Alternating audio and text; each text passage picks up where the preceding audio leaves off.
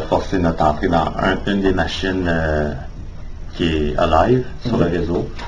Si ça ne fonctionnait pas, là, à ce moment-là, on utilisait d'autres exploits jusqu'à temps qu'on trouve quelque chose qui fonctionne.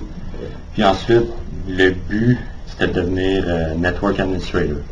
Comme ça, on peut accéder pas mal à toutes les live devices.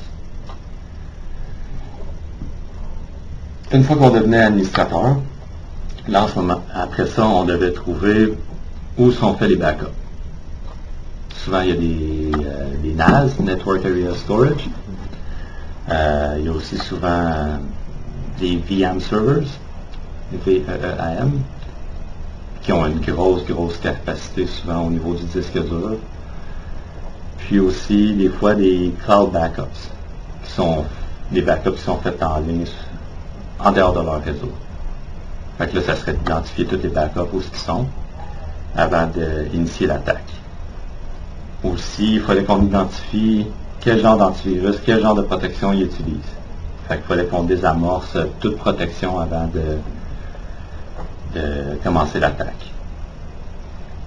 On savait, en fait, comme j'avais mentionné, que McAfee puis Norton, ça causait aucun problème au niveau du PowerShell script. Là, il y avait un bypass automatique, pratiquement. Donc, une fois administrateur sur le réseau, identifier les backups. Il fallait aussi identifier d'autres genres de serveurs, comme le serveur de fichiers qui détenait, comme dans le fond, tous les fichiers des employés, ou ce qu'il y avait, dans le fond, les dossiers sensibles, sensitive data, auxquels on allait aussi voler les données de l'entreprise. Les données sensibles, par exemple, les numéros d'assurance sociale, les données médicales, toute information bancaire reliée aux employés ou à l'entreprise. C'est pas mal ça qui englobe les données sensibles. Là. On prenait aussi comme des screenshots de qu'est-ce qu'on avait confisqué pour ensuite utiliser comme menace à l'entreprise. Donc, ces données-là étaient stockées ensuite sur P-Cloud, le compte P-Cloud. Puis, une fois qu'on était prêt, qu'on avait volé les données, qu'on avait désamorcé les protections, qu'on avait accès à tous les backups, là, on pouvait se préparer pour lancer l'attaque.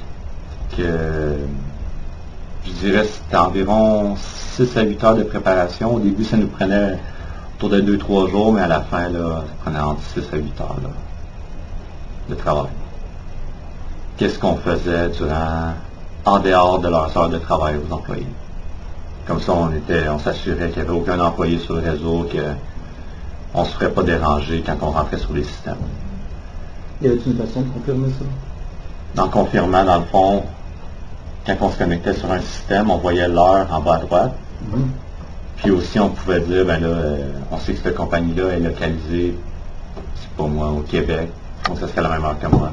Si c'est en Colombie-Britannique, ben là, on sait que, je pense que c'est 3 heures avant ou 3 heures après, je suis pas sûr.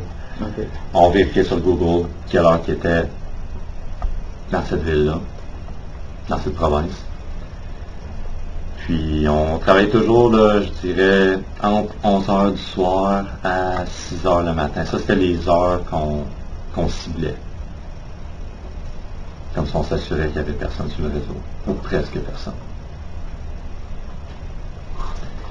Parce que là, il faut se rappeler que quand on encrypte les données, ça peut prendre quand même 2-3 heures. Là. C'est pas fait en 5-10 minutes. Là. Ça prend tout un réseau complet, là, ça peut prendre facilement 2-3 heures.